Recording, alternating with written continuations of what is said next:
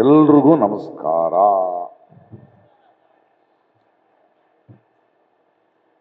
ಮಹಾಪ್ರಭುಗಳ ದಯೆಯಿಂದ ನಾವೆಲ್ಲ ಸೇರಿದ್ದೀವಿ. ಮಹಾಪ್ರಭುಗಳು ಫಕೀರರು, ನಾನು ಜಂಗಮ. ಸ್ಥಾವರ ಕಳಿ ಉಂಟು, ಜಂಗಮ ಕಳಿವಿಲ್ಲ.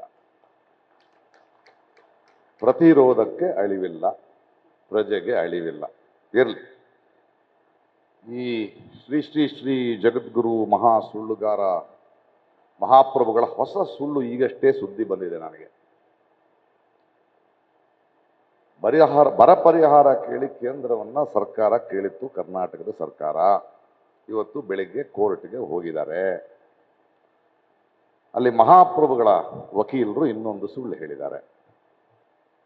ಏನ್ ಸುಳ್ಳು ಹೇಳಿದ್ದಾರೆ? ಇವತ್ತು ಬರ ಪರಿಹಾರ ನೀವು ಕೇಂದ್ರಕ್ಕೆ ಕೇಳಬೇಕಾಗಿತ್ತು, ನೇರವಾಗಿ ಅವರು ಸುಪ್ರೀಂ ಕೋರ್ಟ್ಗೆ ಬಂದಿದ್ದಾರೆ, ಆದ್ದರಿಂದ ನಾವು ಕೊಡಕ್ಕಾಗಲ್ಲ. ನೀವು ಸುಪ್ರೀಂ ಕೋರ್ಟ್ನವರು ದಯವಿಟ್ಟು ಒಂದು ನೋಟಿಸ್ ನಮಗೆ ಕಳಿಸ್ಬೇಡಿ, ಅದು ಕಳಿಸಿದ್ರೆ ಅದು ಚುನಾವಣೆಗೆ ಕರ್ನಾಟಕದ ರಾಜ್ಯ ಸರ್ಕಾರಕ್ಕೆ ಹೆಲ್ಪ್ ಆಗುತ್ತೆ ಅಂತ. ಎಷ್ಟು ಧೈರ್ಯ ನೋಡಿ.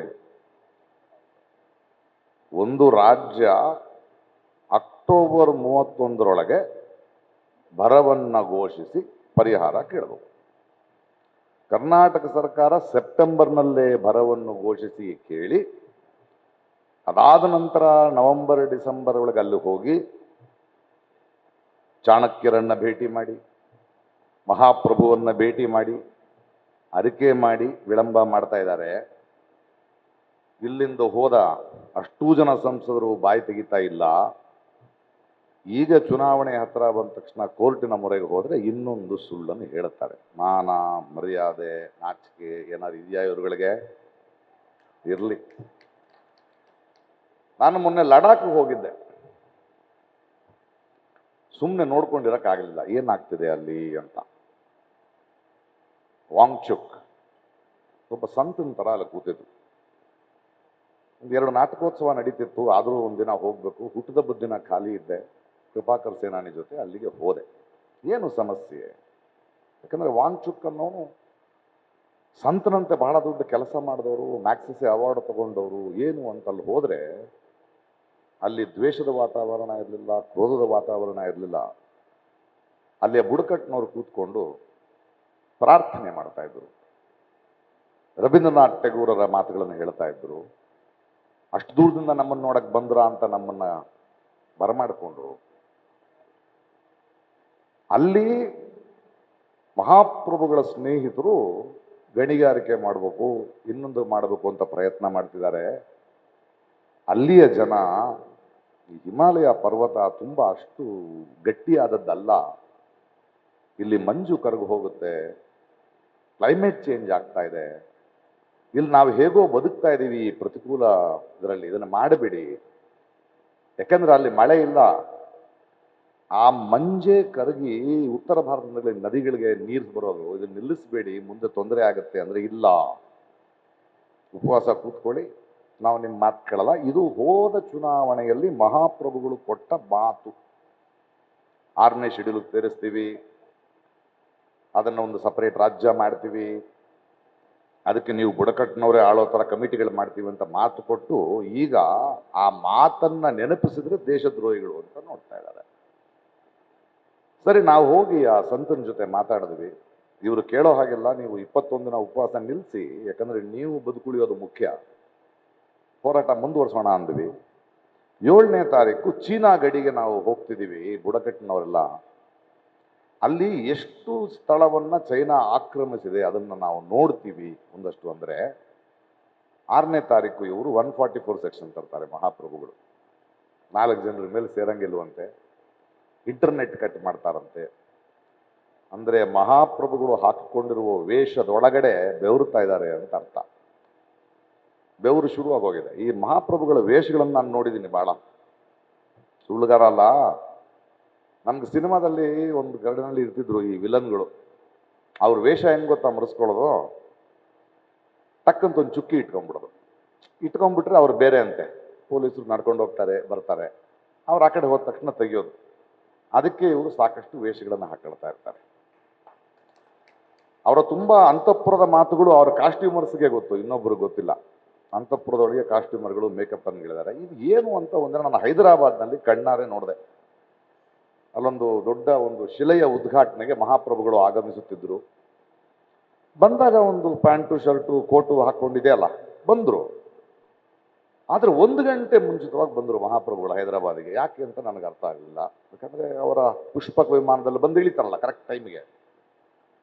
ದಿಢೀರಂತ ಅಲ್ಲಿಯ ಒಂದು ಕೋಣೆಯೊಳಗೆ ಹೋದರು. ಕೋಣೆಯೊಳಗೆ ಒಂದಷ್ಟು ಮೇಕಪ್ ಪೆನ್ಗಳೆಲ್ಲ ಒಳಗಡೆ ಹೋದರು. ಹೊರಗಡೆ ಬರ್ತಾರೆ, ಅಷ್ಟು ವಿಭೂತಿ ಬಳಕೊಂಡು ಒಂದು 45 ನಿಮಿಷ ಮೇಕಪ್ ರೀ ಆ ಮನುಷ್ಯನಿಗೆ. ಮಹಾಪ್ರಭು 45 ನಿಮಿಷ ವಿಕಾರವಾಗಿ ವಿಭೂತಿಗಳನ್ನು ಬಳಕೊಂಡು ಒಂದು ಪಂಚೆ ಕಟ್ಕೊಂಡು ಶಲ್ಯ ಹಾಕ್ಕೊಂಡು ಹಂಗೆ ಬಂದರು ಸ್ವಾಮಿ. ಅವ್ರ ಜೊತೆ ಅವರ ಅಂಗರಕ್ಷಕರು ಸಫಾರಿ ಸೂಟ್ನಲ್ಲಿದ್ರಲ್ಲ, ಅವರು ಸಿಲ್ಕ್ ಪಂಚೆ, ಒಂದು ಜನಿವಾರ, ಇವರು ಸುತ್ತು ಅಂದ್ರೆ ಎಷ್ಟು ಭಯ ನೋಡಿ. ದೇವಸ್ಥಾನದೊಳಗೂ ಭಯ ಅವ್ರಿಗೆ. ಮುಗೀತು ಕಾರ್ಯಕ್ರಮ, ಹೊರಟರು ಅಂದ್ರೆ ಮತ್ತೆ ರೂಮ್ ಒಳಗೆ ಹೋದ್ರು. ಹೊರಗಡೆ ಬರ್ಬೇಕಾದ್ರೆ ಮುಂದಿನ ಕಾಸ್ಟ್ಯೂಮ್ನಲ್ಲಿ ಹೊಂಟ್ರು ಅವರು. ಕೆಳಗಿದ್ದ ಕಾಸ್ಟ್ಯೂಮ್ ಮೇಕಪ್ ಡಿಪಾರ್ಟ್ಮೆಂಟ್ ಅನ್ನು ನಾನು ಕೇಳಿದೆ, ಅಲ್ಲ ಮಹಾಪ್ರಭುಗಳು ಹೊರಟರು, ಅಲ್ಲೇನಂದ್ರೆ ಅಲ್ಲಿ ಬೇರೆ ಟೀಮ್ ರೆಡಿ ಇದೆಯಂತೆ, ಅಲ್ಲೊಂದು ಕಾಸ್ಟ್ಯೂಮ್ ಟೀಮ್ ಇದೆಯಂತೆ. ಇದು ಮಹಾಪ್ರಭುಗಳ ದಿನಚರಿ. ಅದಿರಲಿ, ಬೆಳಗಾವಿಗೆ ಬಂದಿದ್ದೀನಿ. ನಾನು ಮಾತಾಡ್ತಿರೋದು ನಿಮ್ಮ ಜೊತೆ ಅಲ್ಲ, ನಮಗೆಲ್ಲ ವಿಷಯ ಗೊತ್ತು. ಮಾಧ್ಯಮಗಳ ಮೂಲಕ ಹೋಗ್ಬೇಕಾಗಿರೋದು ಜನಸಾಮಾನ್ಯನಿಗೆ. ನನಗೆ ಇಲ್ಲಿ ನೆರೆದಿರುವ ಜನಸಂಖ್ಯೆ ಮುಖ್ಯ ಅಲ್ಲ. ಇದನ್ನ ಮಾಧ್ಯಮಗಳ ಮೂಲಕ, ಟಿವಿಗಳ ಮೂಲಕ ಬದಲಾವಣೆ ಆಗಬೇಕಾದ್ರೆ ಆ ಜನಸಾಮಾನ್ಯಗೆ ಕೆಲವು ವಿಷಯಗಳನ್ನ ಹೇಳಬೇಕಾಗುತ್ತೆ. ಬೆಳಗಾವಿಗೆ ಬರೋದಕ್ಕೆ ಮುಂಚೆ ಒಂದಷ್ಟು ನನ್ನ ಆತ್ಮೀಯರ ಹತ್ರ ಜನ ಏನಂತಾರೆ ಕೇಳ್ರಿ ಅಂತ ಹೇಳಿದ್ದೆ. ಕೆಲವರಿಗೆ ಈ ಮಹಾಪ್ರಭುಗಳು ಇಷ್ಟ ಇಲ್ಲ, ಬಟ್ ಬಹಳ ಜನಕ್ಕೆ ಮಹಾಪ್ರಭುಗಳು ತುಂಬಾ ಇಷ್ಟ ಆಗಿದ್ದಾರೆ. ಅಭಿವೃದ್ಧಿ ಮಾಡಿದಾರಂತೆ, ಗಡಿ ಕಾಯ್ತಿದಾರಂತೆ, ದೇಶವನ್ನ ಆರ್ಥಿಕ ಸ್ಥಿತಿ ಬಹಳ ಸುಸ್ಥಿರವಾಗಿ ತಗೊಂಡು ಹೋಗಿದಾರಂತೆ.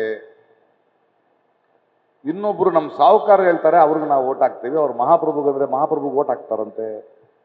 ಒಬ್ಬ ಹೆಣ್ಮಗಳು ನನ್ನ ಯಜಮಾನ್ರು ಏನ್ ಹೇಳ್ತಾರೋ ಅವ್ರಿಗೆ ಓಟ್ ಹಾಕ್ತೀನಿ ಅಂತ. ಆತ್ಮೀಯ ಪ್ರಜೆಗಳೇ, ಹಂಗಲ್ಲ ಕತೆ. ನಿಮಗೆ ಮಹಾಪ್ರಭುವಿನ ನಗ್ನತೆ ಏನು ಅಂತ ತೋರಿಸ್ತೀನಿ. ನೀವು ಬರೀ ಕಾಸ್ಟ್ಯೂಮ್ ನೋಡ್ತಾ ಇದ್ದೀರಿ. ನೀವು ವಿಶ್ವಗುರು, ಗಡಿ ಕಾಯುವ ವೀರ, ಆರ್ಥಿಕ ಸುಭದ್ರತೆ ತಂದ ಧೀರ, ಸರಿನಪ್ಪ. ನನ್ನೊಬ್ಬ ಗೆಳೆಯ ಏರ್ಪೋರ್ಟ್ಗಳು ಬದಲಾಗಿದೆ ಅಂದ. ಹೌದೇನಪ್ಪ? ಹೌದು ಹೌದು, ಮಹಾಪ್ರಭುಗಳು ಬಂದ ಮೇಲೆ ಹವಾಯಿ ಚಪ್ಪಲಿ ಅವನು ಏರ್ಪೋರ್ಟ್ ಹೊರಡ್ಬೋದು ಅಂತಿದ್ನಲ್ಲ. ನಾನು ಸಿಂಪಲ್ ಆಗಿ ಒಂದು ಪ್ರಶ್ನೆ ಕೇಳಿದೆ, ಏರ್ಪೋರ್ಟ್ಗಳು ಬದಲಾಗಿದೆಯಾ, ಏರ್ಪೋರ್ಟ್ ಕೈ ಬದಲಾಗಿದೆಯಾ? ಅದಾನಿ ಕೈಗೆ ಬದಲಾಗಿದೆ ಅಷ್ಟೇ ಏರ್ಪೋರ್ಟ್ ಬದಲಾಗಿಲ್ಲ. ಆ ಗೆಳೆಯನ್ನ ಬೆಂಗಳೂರು ಏರ್ಪೋರ್ಟ್ನಲ್ಲಿ ಬಾಯಲ್ಲಿ ಒಂದು ಕಾಫಿ ಕುಡಿಯೋಣ ಅಂದೆ. ಅವನು ಮಹಾಪ್ರಭುವಿನ ಭಕ್ತ. ಅವನು 300 ರೂಪಾಯಿ ಅಂದ್ರು. ಅಯ್ಯೋ 300 ರೂಪಾಯಿ ಅಂದ್ರೆ, ಹೌದು 300 ರೂಪಾಯಿ. ಇದು ಸರ್ಕಾರಕ್ಕೆ ಹೋಗ್ತಿಲ್ಲ, ಮಹಾಪ್ರಭುವಿನ ಮಿತ್ರ ಅದಾನಿ ಕೈಗೆ ಹೋಗ್ತಾ ಇದೆ.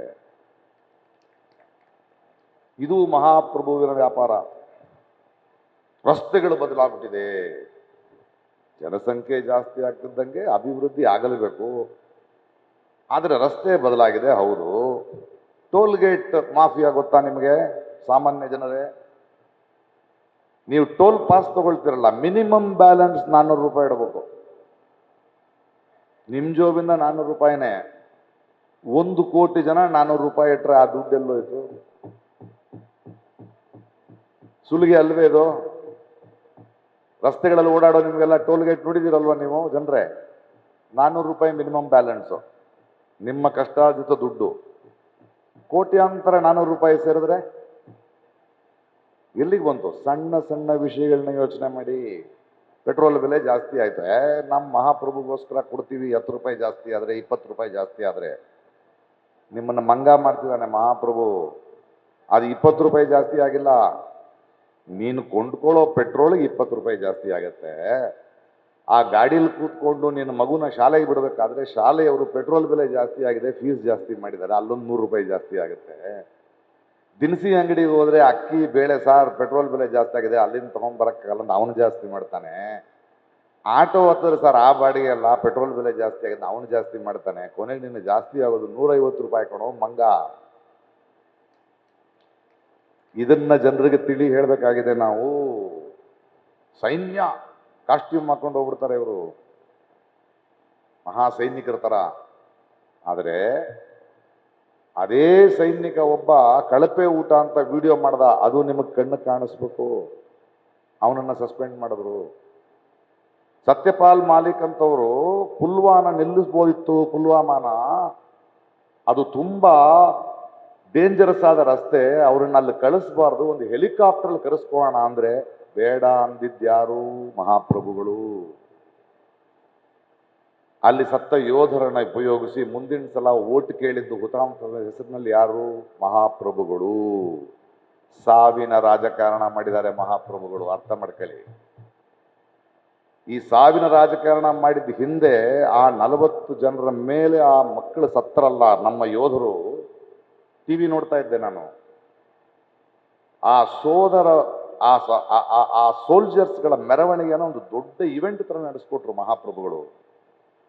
ಆದರೆ ಪ್ರತಿಯೊಂದು ಶವಪೆಟ್ಟಿಗೆ ಎಲ್ಲಿಗೆ ಹೋಗ್ತಾ ಇತ್ತು ಅಂತ ನೋಡ್ತಿದ್ದೆ, ಭಾರತದ ಮೂಲೆ ಮೂಲೆಯಲ್ಲಿರೋ ಹಳ್ಳಿಗಳಿಗೂ ಹೋಗ್ತಾ ಇತ್ತು.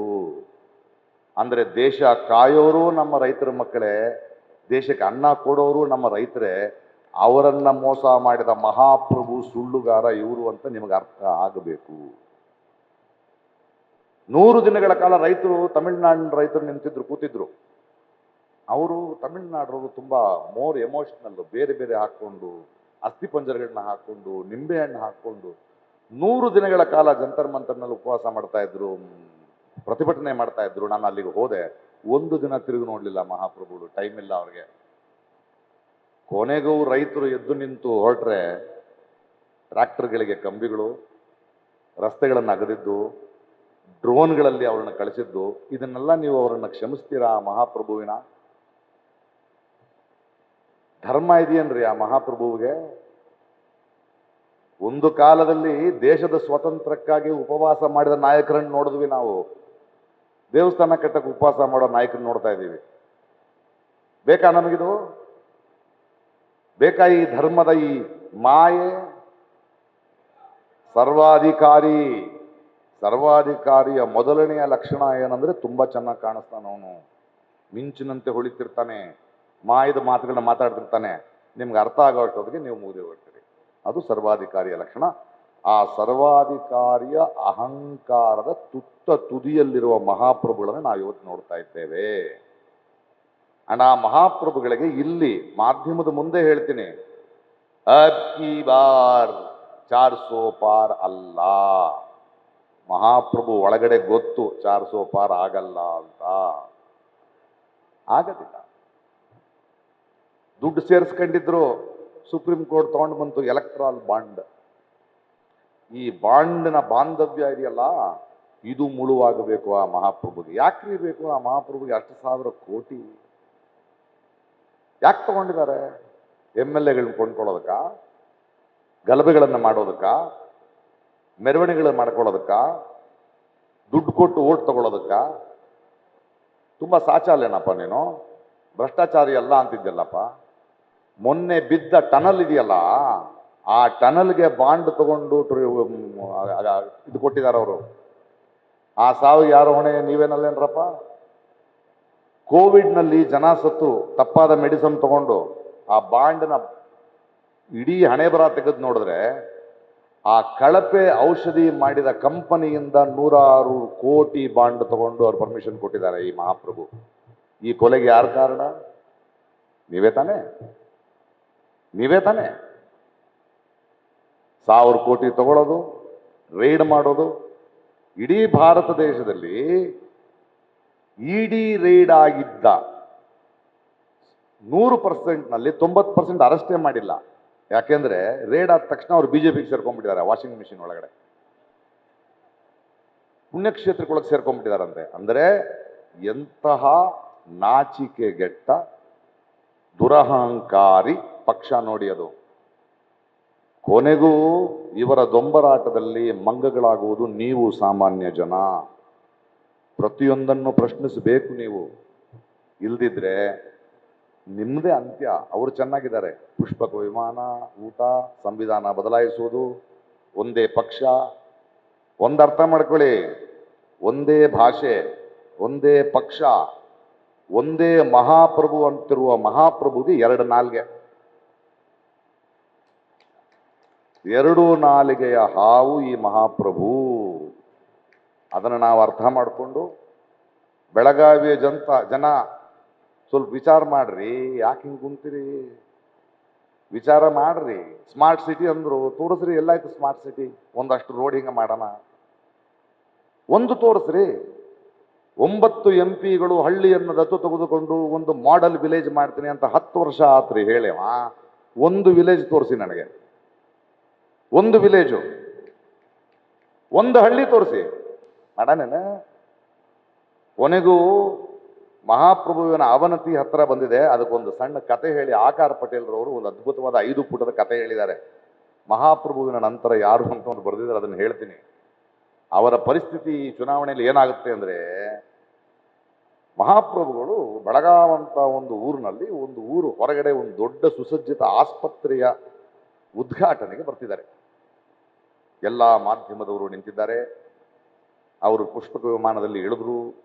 ಅವರು ಬರುವ ರಥಕ್ಕೆ ಇಲ್ಲಿಯ MP ಗಳೆಲ್ಲ ಹೂವಿನ ಇದನ್ನು ಮಾಡ್ತಿದ್ದಾರೆ. ಕೊನೆಗೂ ಬಂದು ವೇದಿಕೆ ಹತ್ತಿದ ಮಹಾಪ್ರಭು. ವೇದಿಕೆಯಲ್ಲಿದ್ದವರೆಲ್ಲ ಹೊರಗಡೆ ಹೋದ್ರು. ಈ ಕಡೆ ಆಂಗಲ್ ಇಂದ ನೋಡಿದ್ರೆ ಈ ಕ್ಯಾಮರಾ ಸರಿ ಇಲ್ಲ ಅಂತ ಸಂಜ್ಞೆ ಮಾಡಿದ್ರೆ ಈ ಕಡೆ ಬಂತು ಕ್ಯಾಮರಾ. ಆಂಗಿಕಾಭಿನಯದಿಂದ ಏನೇನೋ ಸುಳ್ಳುಗಳ ಮಹಾಪುರಾಣ ಹೇಳ್ತಾ ಇದ್ದಾರೆ. ಜನ ನೋಡ್ತಾ ಇದ್ದಾರೆ, ಮಂತ್ರಮುಗ್ಧರು. ದಿಢೀರಂತ ಕುಸಿದು ಬಿದ್ರಂತೆ ಮಹಾಪ್ರಭು. ಯಾರೂ ಸ್ಟೇಜ್ ಹತ್ರ ಹೋಗ್ತಿಲ್ಲ. ಅದು ಒಂದು ನಾಟಕನೇನೋ ಅಂತ ನೋಡ್ತಿದ್ರಂತೆ. ಸ್ವಲ್ಪ ಹೊತ್ತಾದ್ಮೇಲೆ ಅಂಗರಕ್ಷಕನಿಗೆ ಗೊತ್ತಾಯ್ತಂತೆ, ಇಲ್ಲ ಏನೋ ಸುಸ್ತಾಗಿ ಬಿದ್ದವ್ರೆ ಅಂತ. ಹತ್ರ ಹೋದ್ರೆ ಸುಸ್ತಾಗಿ ಬಿದ್ದಿದ್ದಾರೆ. ಪುಣ್ಯ ಆಸ್ಪತ್ರೆ ಉದ್ಘಾಟನೆಗೆ ಬಂದು ಬಿದ್ದವ್ರೆ. ಹಿಂದ್ಗಡೆನೆ ಆಸ್ಪತ್ರೆ ತಾನೆ ಪರದೆ ಹಿಂದೆ. ತಗೊಂಡು ಹೋಗೋಣ ಅಂತ ಒಳಗಡೆ ಹೋದ್ರಂತೆ. ಆಸ್ಪತ್ರೆ ಇಲ್ಲ, ಡಾಕ್ಟರ್ ಇಲ್ಲ, ಮೆಡಿಸಿನ್ಸ್ ಇಲ್ಲ, ಯಂತ್ರೋಪಕರಣಗಳಿಲ್ಲ. ಈ ಮಹಾಪ್ರಭು ಉದ್ಘಾಟನೆ ಮಾಡ್ತಿರೋದೆಲ್ಲ ಇಂಥವೇ. ಈ ಸತ್ಯ, ಈ ನಗ್ನತೆ ಬಯಲಾಗಬೇಕು. ಅಂಡ್ ನೀವು ಮಾಧ್ಯಮಗಳನ್ನು ಕೇಳ್ತೀನಿ, ಹೆಂಗ್ ಕೊಂಡ್ಕೊಂಡು ಬಿಟ್ಟಿದ್ದೀರಿ ಅಂದ್ರೆ, 1000 ರೈತರ ನೋವಿಗೆ ನೀವು ಪ್ರತಿಕ್ರಿಯಿಸಲ್ಲ, 1000 ಕೋಟಿ ಖರ್ಚು ಮಾಡೋ ಮದುವೆಯನ್ನು ಸಂಭ್ರಮಿಸ್ತೀರಿ. ಇದು ಸಂಸ್ಕೃತಿ ಅಲ್ಲ, ವಿಕೃತಿ. ಜನರ ನೋವನ್ನು ತಲುಪಿಸಿ, ನಮ್ಮ ಆತಂಕವನ್ನು ಜನಕ್ಕೆ ತಲುಪಿಸಿ. ನೀವು ಇವತ್ತಲ್ಲ ನಾಳೆ, ನಮ್ಮ ಮೊನ್ನೆ ನೋಡ್ತಿದ್ರಿ, ಬೂಟ್ ನೆಕ್ತಾರಂತೆ. ಬೂಟ್ ನೆಕ್ಕವ್ರ ಕೊನೆಗೆ ಆ ಬೂಟೆ ತಿನ್ಬೇಕಾಗತ್ತೆ. ಎದ್ದೇಳಿ. ಈ ಮಹಾಪ್ರಭುಗಳಂತವರು ಯಾವತ್ತೂ ಪರ್ಮನೆಂಟ್ ಅಲ್ಲ, ಬರ್ತಾರೆ ಹೋಯ್ತಾರೆ. ನಾನು ನೀವು ಪರ್ಮನೆಂಟು. ಇದು ನಮ್ಮ ದೇಶ, ನಮ್ಮ ಧರ್ಮ, ನಮ್ಮ ಭಾಷೆ. ದಯವಿಟ್ಟು ಬೆಳಗಾವಿಯ ಜನತೆಗೆ ನಾನು ಕೇಳ್ಕೊಳ್ತಿರೋದು, ಕರ್ನಾಟಕಕ್ಕೆ, ನಮ್ಮ ನುಡಿಗೆ ನಮ್ಮ ನಾಯಕ ಬೇಕು. ಅಲ್ಲಿ ಯಾರೋ ಒಬ್ಬನ ನೋಡಿ ಅವನ ಮುಖ ನೋಡಿ ಇಲ್ಲಿ ಓಟ್ ಹಾಕೋದಲ್ಲ, ನಿಮ್ಮ ಪ್ರತಿನಿಧಿಗೆ ಓಟ್ ಹಾಕಬೇಕು. ಯಾಕಂದ್ರೆ ನಿಮ್ಮ ನೋವನ್ನ, ನಿಮ್ಮ ಮಾತನ್ನ, ನಿಮ್ಮ ಭಾಷೆಯನ್ನ, ನಿಮ್ಮ ಸಮಸ್ಯೆಯನ್ನ ಅಲ್ಲಿ ತಗೊಂಡು ಹೋಗ್ಬೇಕು. ಪಾರ್ಲಿಮೆಂಟ್ಗೆ, ರಾಜ್ಯಸಭೆಗೆ ಅವರು ಮುಖ ನೋಡಿ ಓಟ್ ಹಾಕಿದ್ರೆ ಕಂಗನಾ ರಾಣತ್ಗೆ ಓಟ್ ಹಾಕ್ದಂಗೆ ಇರುತ್ತೆ. ದೇಶದ ಮೊದಲ ಪ್ರಧಾನಿ ನೇತಾಜಿ ಸುಭಾಷ್ ಚಂದ್ರ ಬೋಸ್. ಇಂಥವರೆಲ್ಲ ಹೋದ್ರೆ ದೇಶ ಉದ್ಧಾರ ಆಗುತ್ತೇನ್ರಿ?